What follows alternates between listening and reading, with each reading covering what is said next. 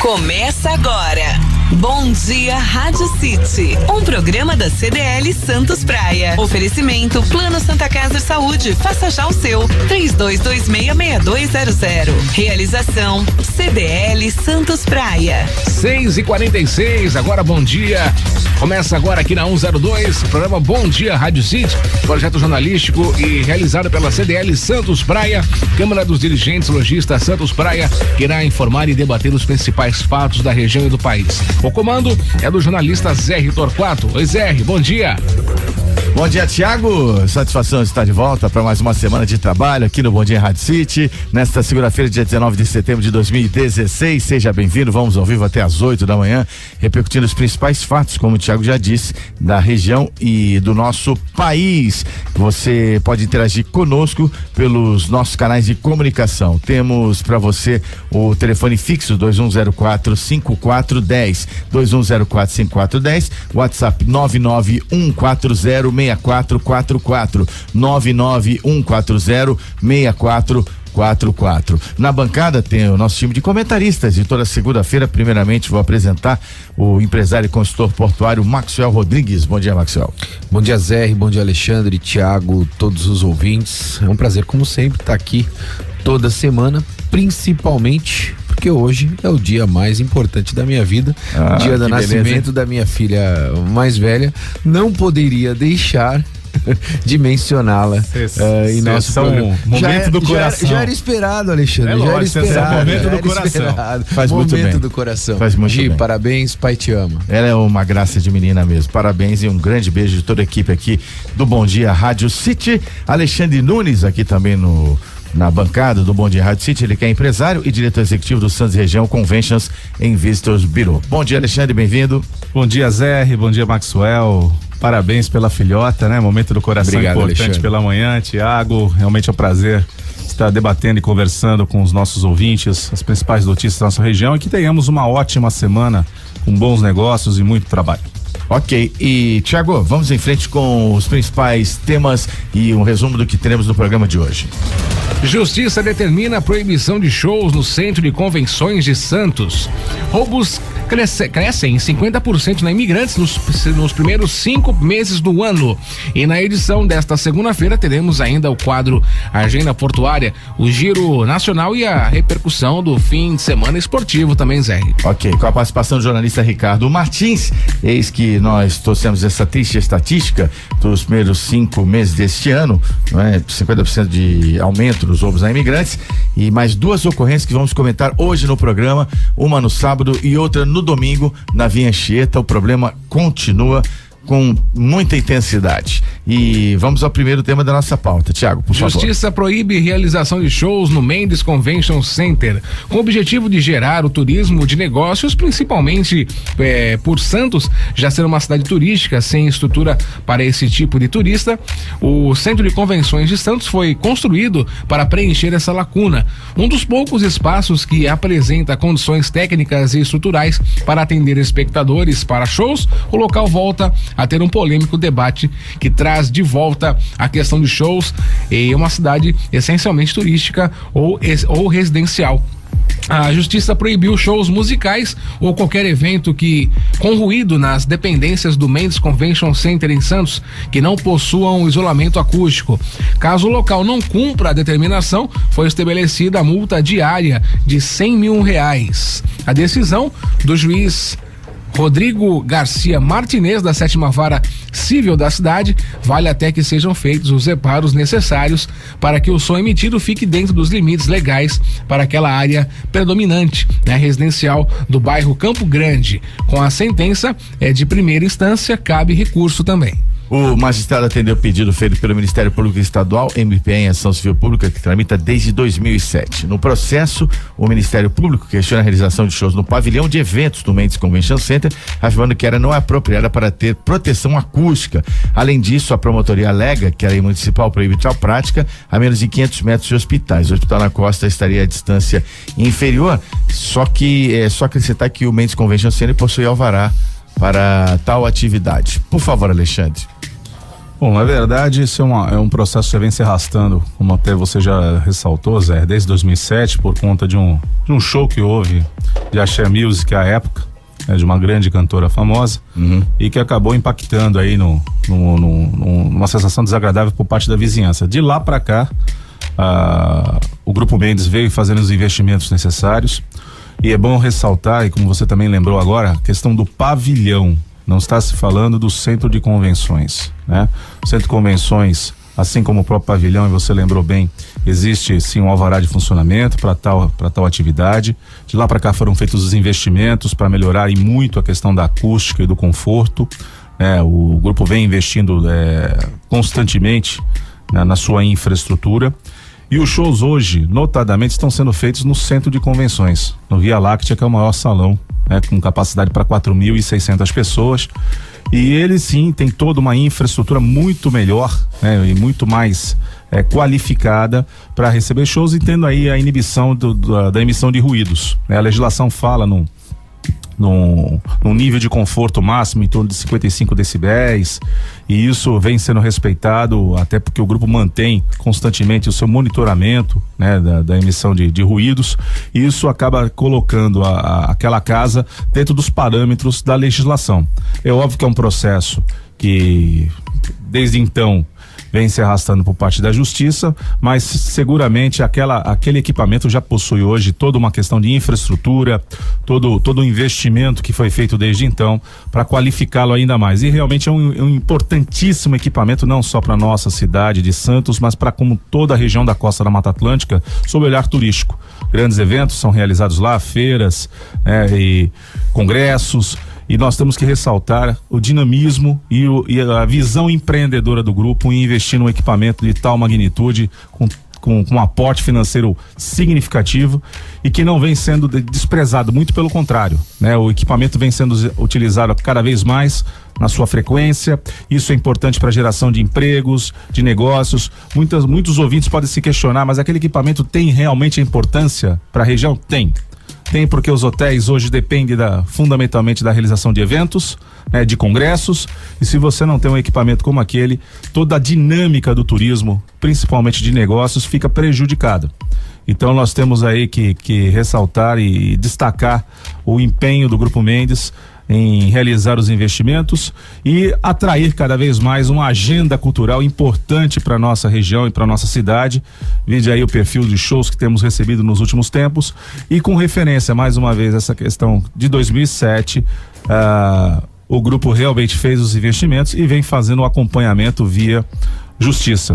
Então vamos aguardar aí o desdobramento desses assuntos, e acho que seria super oportuno, Zé, até chamarmos aqui a nossa bancada, né, os representantes do grupo, porque existem sim na pauta até de investimentos, uma remodelação muito interessante para aquele espaço. O espaço está aberto aqui. E eu não me atreveria aqui a detalhar, né? Porque eu não sou advogado do grupo, mas a gente é conhecedor aí dos empreendimentos e um pouquinho também dos investimentos que estão previstos para aquele espaço, que realmente vai dar à cidade, à região, uma nova configuração em termos de estrutura e de condições para recebermos grandes shows. E o que a gente fica muito feliz, que apesar dos embates, há sim um espaço fantástico para que possamos realizar grandes eventos, shows, congressos. E uma coisa que é importante também destacar ao ouvinte, uma das situações mais contundentes hoje, desde a tragédia lá no Rio Grande do Sul, né, em Santa Maria, a questão do AVCB. É um local que possui na íntegra o seu AVCB, o atestado, né, o auto de vistoria do Corpo de Bombeiros, o que dá total tranquilidade para que os eventos aconteçam naquela área. Então, Maxwell, como pontuou aqui o Alexandre, a questão da proibição, esse show que deu origem a toda essa ação, agora encaminhada ainda pelo Ministério Público e com êxito na primeira instância, foi lá no pavilhão de exposições. Eu não me lembro agora recentemente se foi realizado algum show no pavilhão de exposições. Não tem sido usado shows. Os shows são feitos na Via Láctea. Eu tenho conhecimento, desde que houve esse evento, não houve mais nenhum eventos de grande proporção no pavilhão, em virtude dessa ação que rola aí na justiça, né, Zé? Agora, a questão é que talvez até por questão de característica mesmo, né? Esse espaço que é reservado às feiras e tudo mais, ele realmente tem uma conformação diferente, né? Geralmente as feiras, elas não geram muito ruído, é um outro tipo de evento, né? Mas se eu puder dar o meu depoimento, eu acho assim que cada vez mais a vida tá ficando chata, né? Além de chata, burocrática, em virtude principalmente da intolerância que existe em prol de alguns grupos ou pessoas. Eu vejo esse ponto muito claramente. Se eu puder comparar, existem outras casas noturnas, principalmente em Santos, que não tem aí 1% da capacidade que uma casa daquela possui e funcionando, em perfeito estado, com total anuência de todos os órgãos fiscalizadores da região.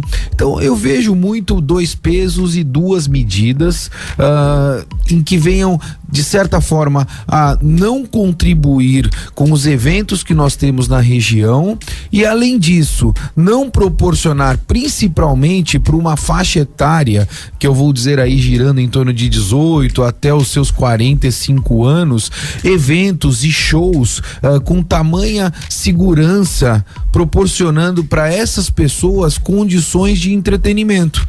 Então, hoje, em Santos, se você me perguntar, e aí nós não estamos fazendo uma defesa unilateral de uma circunstância ou de um grupo, mas eu acho que sim, uma defesa em relação a um espaço, a um equipamento, como o Alexandre colocou, que pode ser e é de suma importância para a região, como aquele espaço, onde você tem um estacionamento, onde eu tenho total e plena segurança para poder estacionar o meu carro, retirar o meu carro, acompanhar dos meus familiares ou dos meus amigos, e além disso um espaço extremamente confortado e que eu tenha, além disso, total capacidade para estar lá dentro de forma bastante segura. Eu costumo dizer que existem casas noturnas em Santos, e a gente frequenta porque ainda somos jovens, né? Conforme diz a música. Sem dúvida.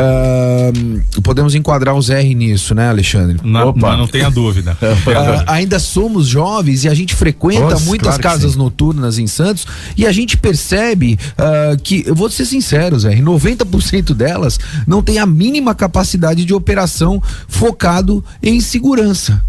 Principalmente até porque a gente, se comparar com o evento que ocorreu no sul do país, percebemos que essas casas não possuem estrutura para isso. Só é importante ressaltar, Zé e Bem Maxwell, rápido, que nós estamos falando do respeito à legislação. O grupo procura cumprir, né, o respeito à legislação. Então ninguém está dizendo que um equipamento daquele tem que ser superior à legislação, desde que os outros também cumpram. Exatamente. Estamos indo na mesma linha, não são 2 pesos e 2 medidas. Exatamente. Eu não posso perseguir única e exclusivamente um equipamento. Esse é o meu ponto de vista. Então, voltamos daqui a pouquinho com mais temas da nossa pauta. Os vamos voltar a acontecer na Anchieta. Teremos aí agenda portuária e muito mais atrações na volta do nosso programa por volta das 7h10.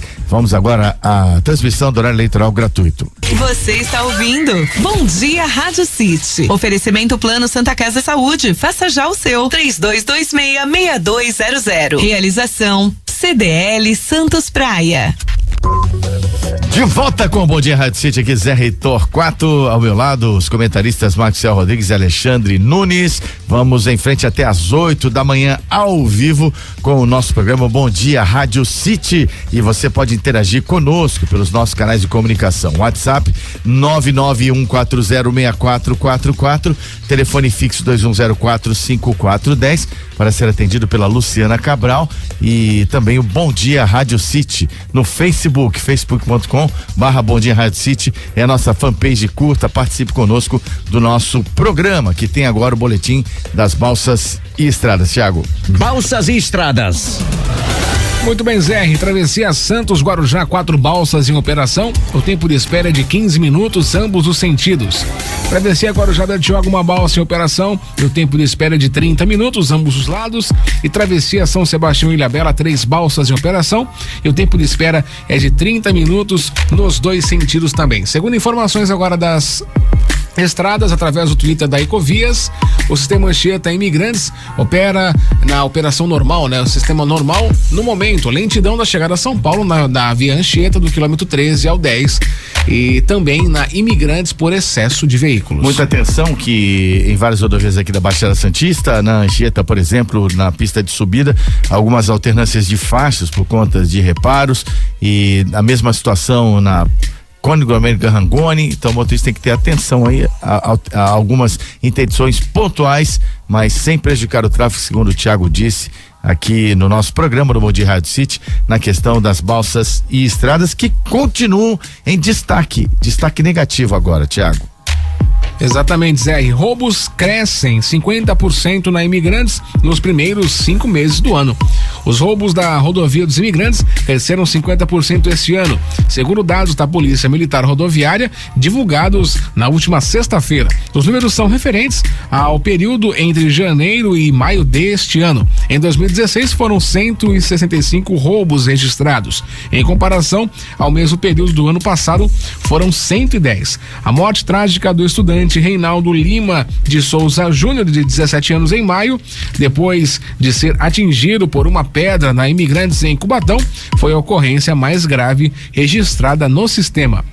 Nos primeiros 5 meses de 2016, foram registrados 162 roubos na via Anchieta, contra 206 no ano passado. A Polícia Militar Rodoviária informou também que prendeu 161 pessoas em flagrante nos 7 primeiros meses deste ano no sistema Anchieta Imigrantes, além de ter apreendido 13 armas de fogo. A PM acrescenta ainda que os comandos locais das polícias civil e militar têm se reunido periodicamente para tratar sobre policiamento no local, sendo que o último encontro foi na última segunda-feira, dia 12. Então, acho que a semana vai ter outro encontro, né? Porque sábado, mais uma vez, assaltantes com os rostos encobertos, encapuzados, portando armas de fogo, atacaram os motoristas que desciam no sábado por volta das 5 da tarde a Serra da Via Anchieta, na altura do quilômetro 52. Os ladrões chegaram a atirar, 2 balas acertaram um carro e até 1 da tarde de ontem, 4 pessoas haviam registrado o boletim de ocorrência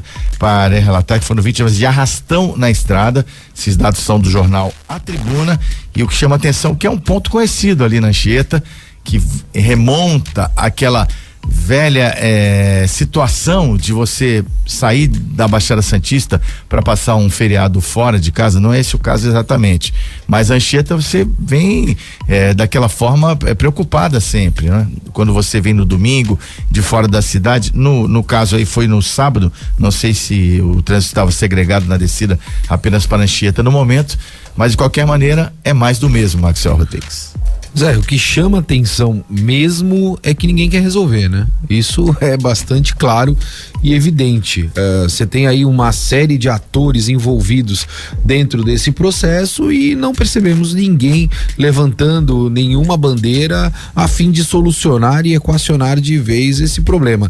Nós já debatemos aqui inúmeras vezes até as soluções que são pertinentes a esse tipo de problema, quanto à implantação de câmeras, mobilização de viaturas, entre outras condições, para que isso venha a ser resolvido definitivamente. Mas nós percebemos que não existe o menor interesse, principalmente dos órgãos públicos, em resolver uma situação como essa. Ou seja, toma-se mais uma vez medidas pontuais em virtude dos fatos e acontecimentos que acabam ocorrendo, mas posterior a isso volta tudo à sua normalidade. O que muito me assusta também, Zé, por ser um fato de suma importância como esse, porque ele afeta até economicamente a região.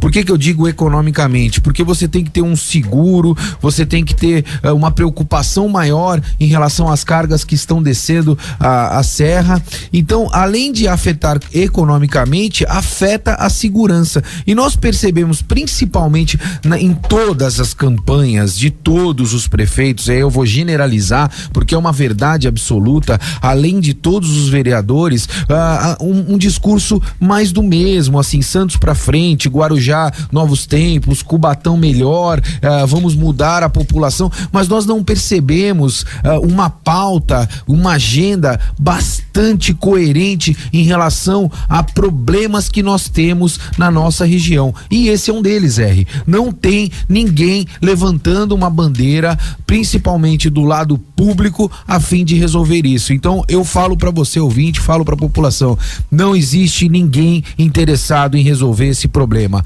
infelizmente. Então, quando a gente viaja para alguns locais fora do país, principalmente Europa, né? É claro que tem a questão do terrorismo, vamos dizer, Estados Unidos e até países que não são tão desenvolvidos assim, muitos deles você tem a sensação de segurança, e é uma percepção muito agradável que nós temos quando estamos nesse estado.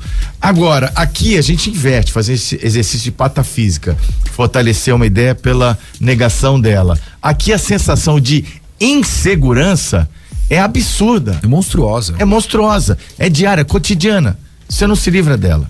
Não tenha dúvida, e o que nós lamentamos é o mais do mesmo sempre, nos mesmos pontos.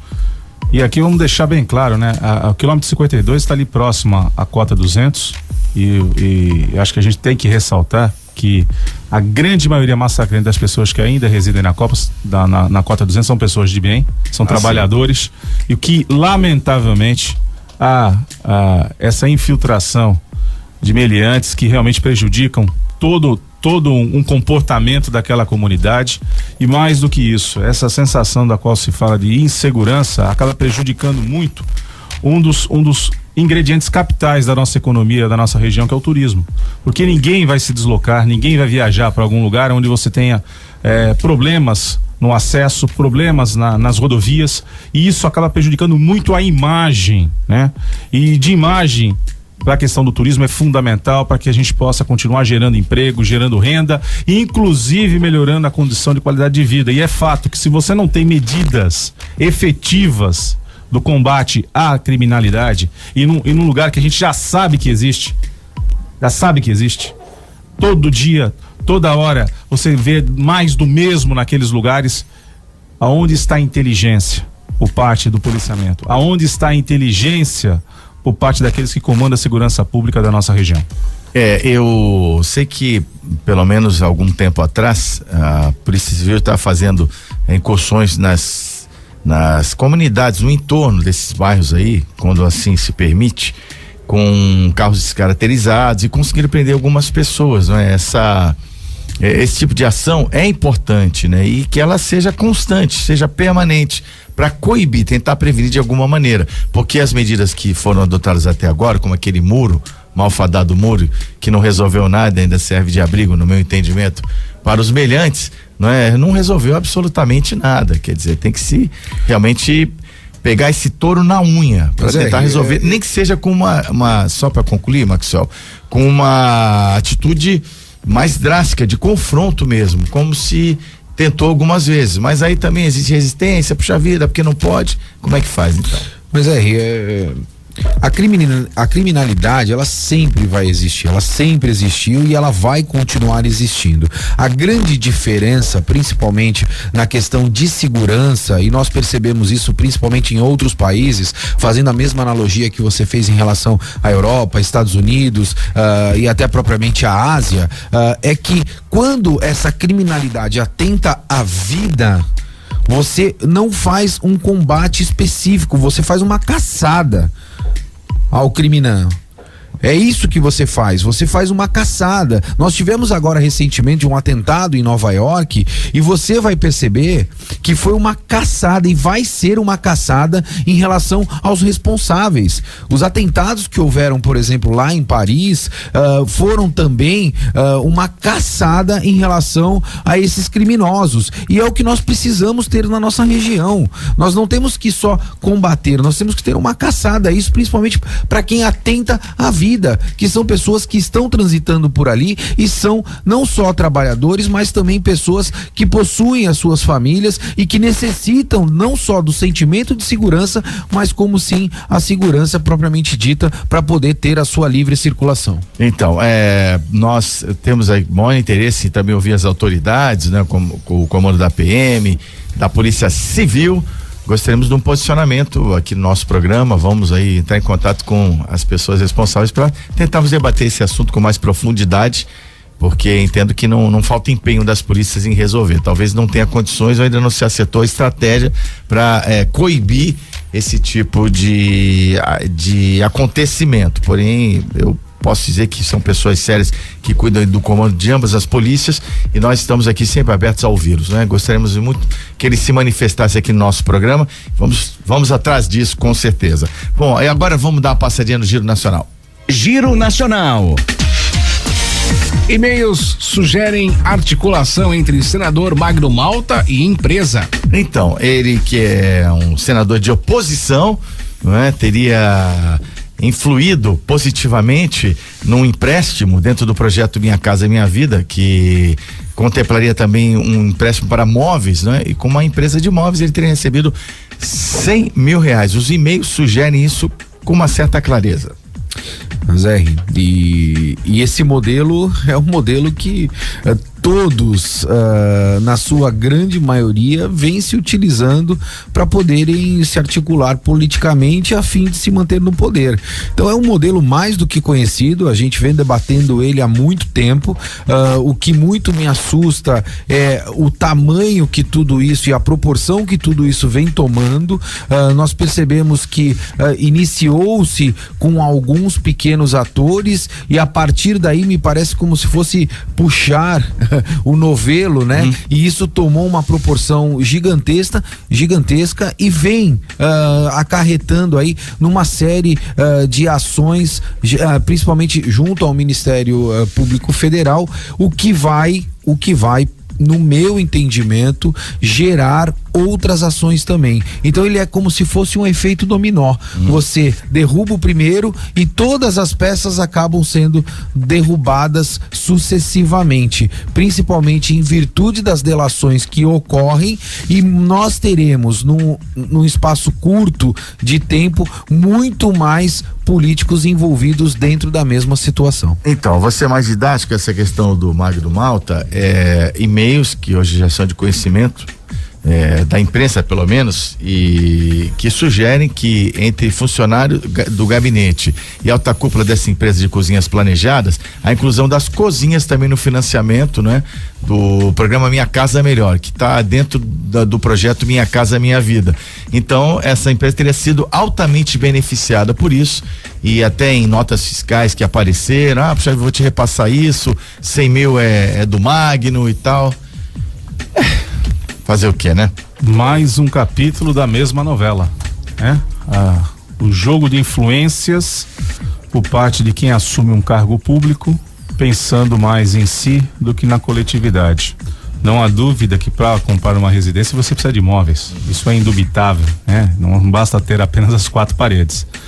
Mas o que se lamenta é que, infelizmente, essa política do submundo é o que predomina em todas as negociatas desse país. Então nós temos que repudiar, e bem lembrou o Maxwell, se puxar o novelo, vai desenrolar muita coisa. E aqui nesse novelo tem. E eu vou muita coisa.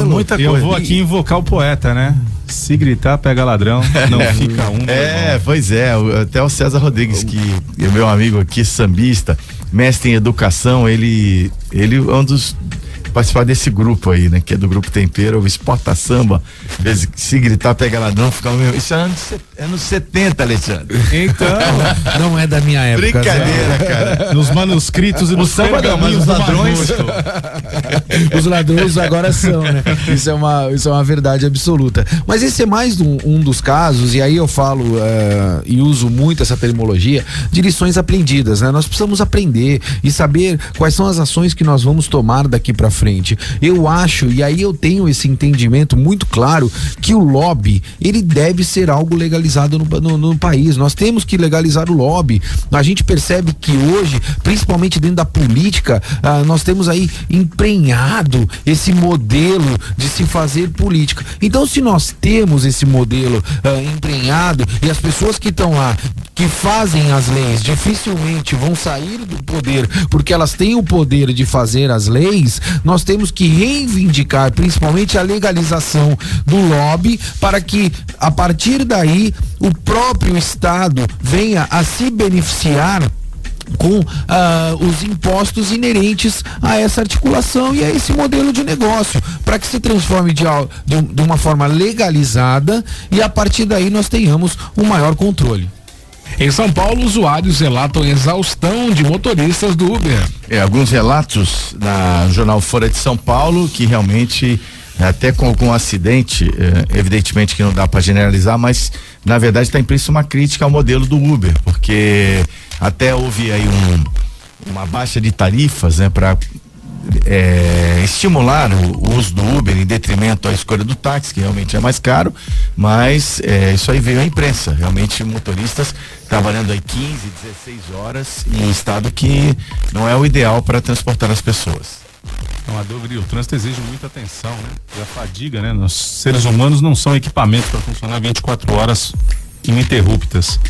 Agora, isso é fruto, obviamente, de facilidades, né? A tecnologia, ela acaba atraindo cada vez mais, né, a atenção de usuários, a demanda por serviços também que se utilizam dessas ferramentas acabam também aumentando o seu espectro de atendimento, e por trás disso tudo está o ser humano.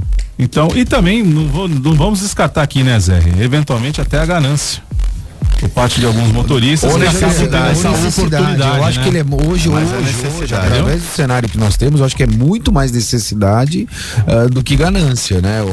A situação econômica faz. A situação econômica leva a isso, mas você pode reparar, Marcos, que em alguns casos você observa que a pessoa está aqui, quero mais, e acaba depondo contra até a sua capacidade física. É indubitável que a situação hoje sempre exigiu, né, um cuidado muito grande na questão econômica. Todos nós acabamos nos desdobrando numa jornada de até 16, 18 horas por dia, porque precisamos realmente garantir um sustento. Agora, eu vejo alguns aspectos, infelizmente, principalmente quem está atrás conduzindo um veículo, que muitas vezes observa isso, a oportunidade de fazer mais e mais, e esquece. Alexandre, eu acho que pode existir, pode haver situações como essa, mas assim, a frota do Uber, ela teve um crescimento de aproximadamente 30% no último ano no estado de São Paulo. Isso demonstra que principalmente aquelas pessoas que foram demitidas estão se valendo desse equipamento chamado Uber para se garantir o sustento individual. É um reflexo claro, é um reflexo natural. E aí é importante a gente frisar que estas pessoas, quando tomam essa decisão, e aí quando nós utilizamos o Uber e a gente fica naquele bate-papo do dia a dia, principalmente com o motorista, nós percebemos que existem pessoas ali de excelentes formações, que vêm ali, são engenheiros, são administradores, que perderam as suas posições e, a fim de garantir o seu sustento, foram e migraram para esse tipo de prestação de serviço. Mas eu entendo que quando você tem profissionais que são capacitados como engenheiros, administradores, entre outras funções, eles venham a tomar uma decisão como essa, é porque a água já está no pescoço. E aí, quando a água está no pescoço, você precisa ter uma produtividade maior para que você consiga honrar todos os compromissos que você tem ao longo do mês. Tá aí o problema esteja na não regulamentação. Então você não tem parâmetros para fiscalizar, controle. Eu acho que tudo isso tem que ser melhor discutido. Eduardo Cunha acusa Moreira Franco de irregularidades. Então, uma propina na casa de mais de 50 milhões de reais para o projeto Porto Maravilha. O Eduardo Cunha já saiu atirando no Moreira Franco, que é secretário dessa área de programas, enfim, né, de infraestrutura, de melhoria. O Moreira Franco, que é um grande aliado do Temer, está aí na Berlinda, é o alvo principal do Eduardo Cunha nesse primeiro momento. Zé, e por quê? Porque o Moreira Franco foi quem colocou o Rodrigo Maia na posição que se encontra hoje. Essa é uma situação bastante transparente para qualquer um que venha fazer uma análise em relação ao que está ocorrendo. O Rodrigo Maia hoje ocupa a posição que o Cunha tinha até 20 dias atrás. E a articulação toda para que isso viesse a ocorrer foi do Franco. Isso é um fato. Em virtude disso, hoje o Cunha vem se defendendo, se utilizando dessas informações para que venha de alguma forma responsabilizar hoje, e é o que preocupa, um dos principais articuladores do governo Temer. Não tenha dúvida, e mais do que isso, né? A eterna busca pelo poder, né? E pelos espaços. E quando alguém é tolhido disso, e no caso do Eduardo Cunha, você viu o seu castelo inteiro desmoronar, agora, mais uma vez, alguém vai puxar o novelo, né? E esse novelo, voltamos a invocar aqui o poeta, talvez não sobre ninguém nisso, né? Não vai ficar mais ninguém para contar a história. Previdência terá 93% da receita com impostos dos jogos de azar. Então, ô Alexandre, 93% da previsão de impostos arrecadados com o jogo que está caminhando, viu? O substitutivo aí já passou pelo Congresso, né, do deputado federal Guilherme Mussi de São Paulo, e a coisa está se desenhando, viu? Tá chegando aí o jogo legalizado no Brasil. Já de maneira tardia, né? Quanto a gente deixa de arrecadar os cofres públicos e quanto você deixa de arrecadar em termos da geração de emprego e renda, principalmente para a movimentação do comércio, onde você tem um jogo legalizado, né? Mas quanto por cento? 93% vai para a Previdência. 93%. Do montante arrecadado. E aí eu fico me perguntando, nós ainda estamos discutindo se tem que legalizar ou não. Quando vocês ganham uma bela quantia, o governo vai levar 15%. Não, mas é que tá, o prêmio já é líquido, né? Isso não é problema. Né? Mas Alexandre, vamos tal qual a loteria. Você já, quando ganha os milhões, a parte do governo já foi. Já foi. O prêmio é pago líquido.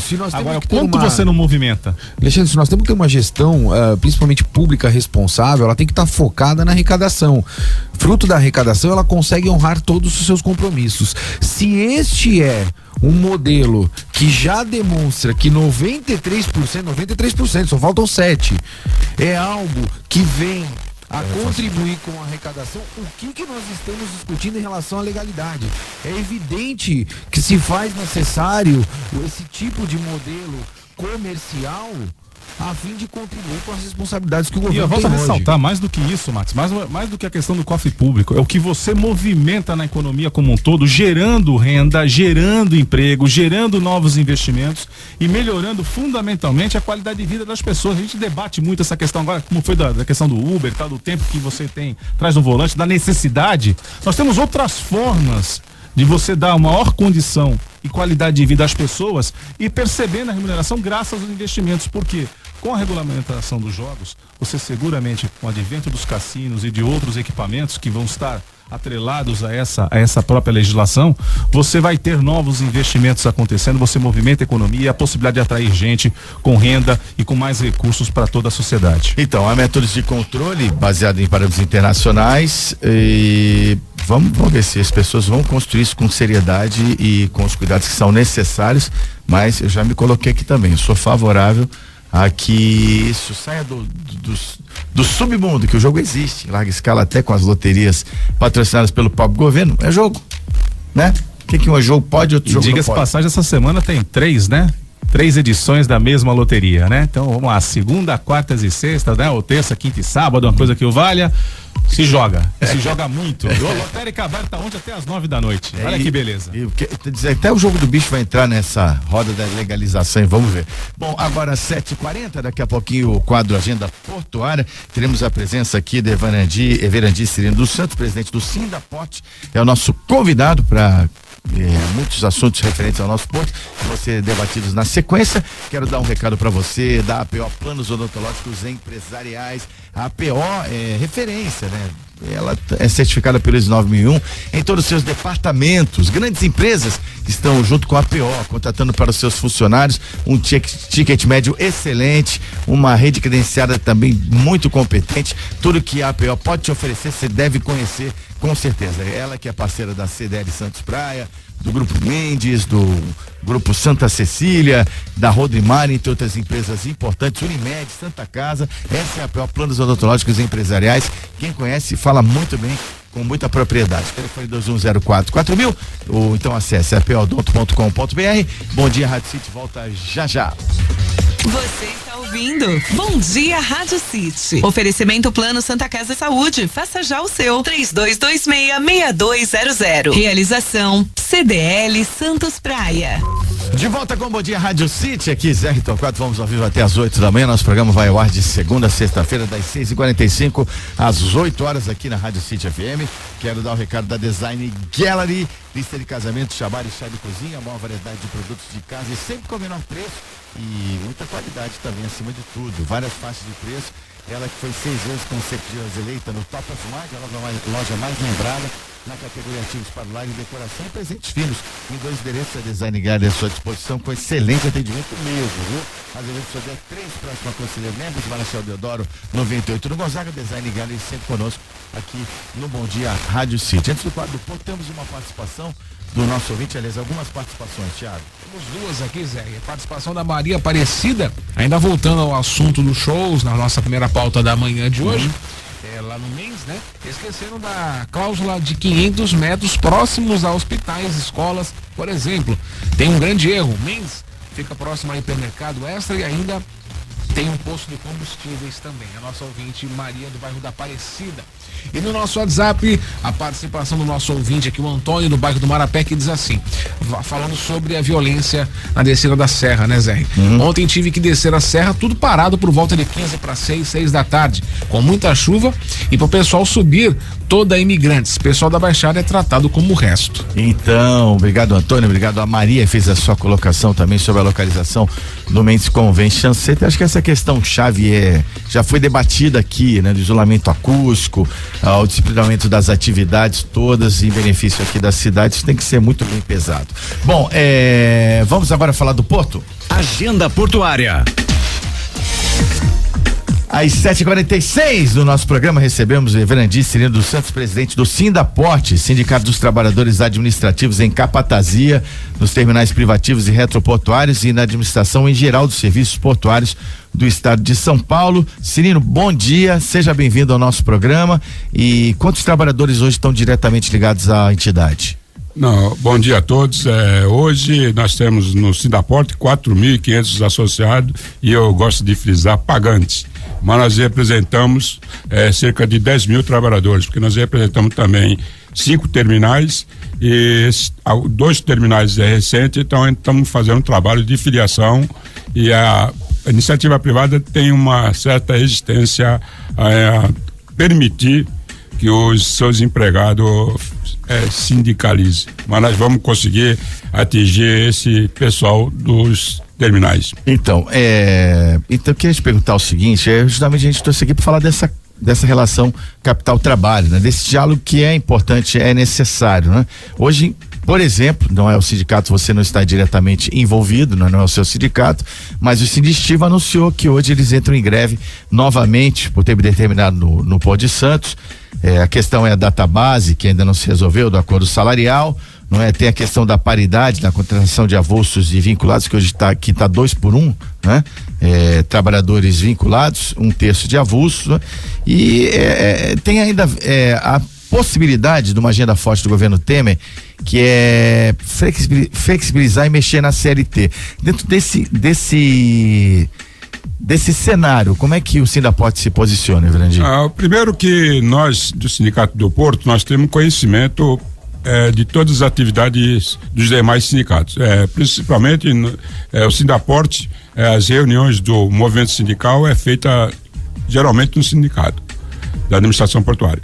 No caso da Estiva específico, a Estiva passa por um momento muito difícil, porque a lei 12.815 permite trabalhar com trabalhadores avulsos e vinculados, e os empresários apostam no poder que eles têm para definir essa questão na justiça, e os trabalhadores apostam no poder da resistência, da mobilização. Então aproveitou o momento da negociação da campanha salarial né, que é a database. Não houve negociação, não foi aí. Os empresários não fizeram nenhuma proposta, quando fizeram muito abaixo da inflação, e também aproveitamos essa ocasião para tentar recuperar pelo menos a igualdade de 50% de trabalhadores avulso e 50% vinculado.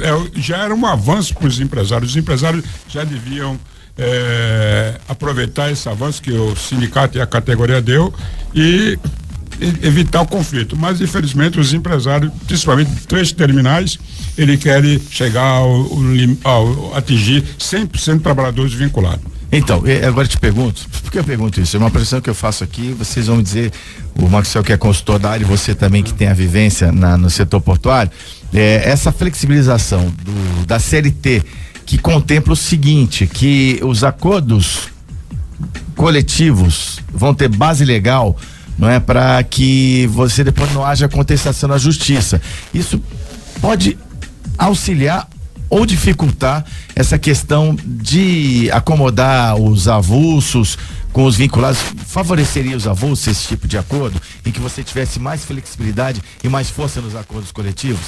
Hoje já existe isso aí. Por exemplo, na semana passada teve um julgamento no Supremo Tribunal Federal, onde que validou o acordo do sindicato com uma empresa, e nesse acordo eles passaram por cima da CLT. Então o tribunal já reconhece acordo capital-trabalho negociado com o sindicato. O que o governo quer fazer, vai trazer um prejuízo para a classe trabalhadora, porque nem todos os trabalhadores têm um sindicato que tem um poder de negociação. Não é pelo sindicato ser mais forte que o outro, é pela conjuntura, a característica da categoria. Você pega um sindicato portuário, hoje todos os sindicatos têm hora de 100%, hora extra, e você pega várias atividades que não paga 100%, é 50%. Então hoje já existe a livre negociação.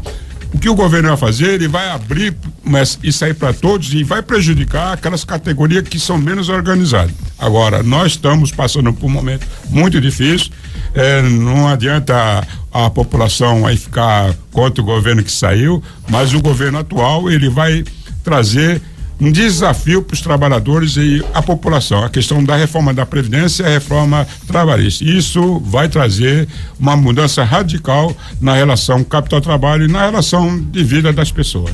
Cirino, bom dia, Maxwell, é um prazer estar de novo debatendo todas essas ideias, principalmente relacionadas ao maior porto da América Latina, com total fundamentação. Eu vejo uma fotografia um pouco diferente desse cenário todo, e eu gostaria de ter o teu entendimento nesse sentido.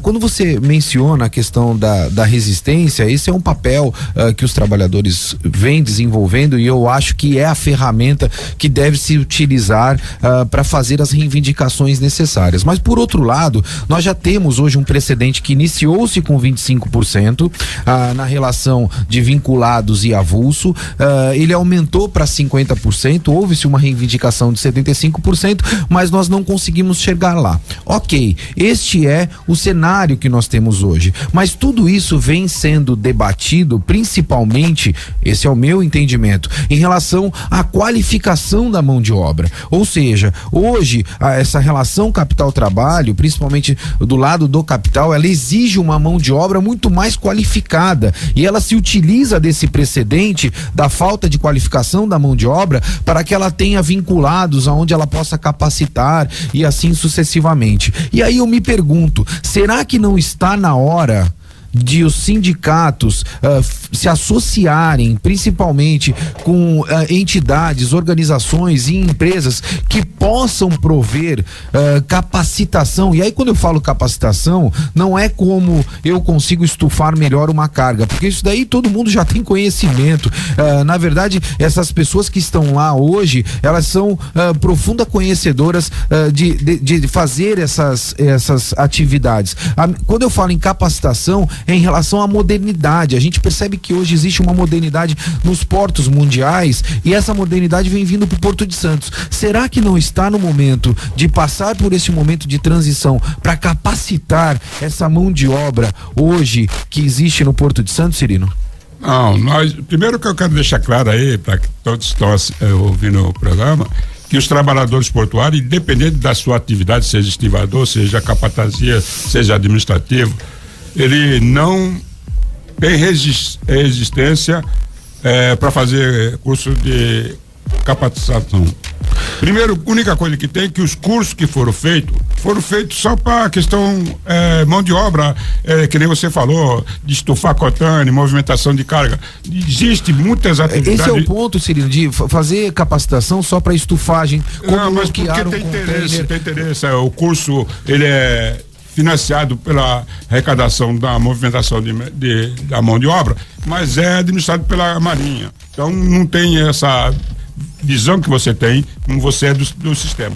Por exemplo, hoje nós estamos com tecnologia mais avançada e nós continuamos fazendo curso de movimentação de carga.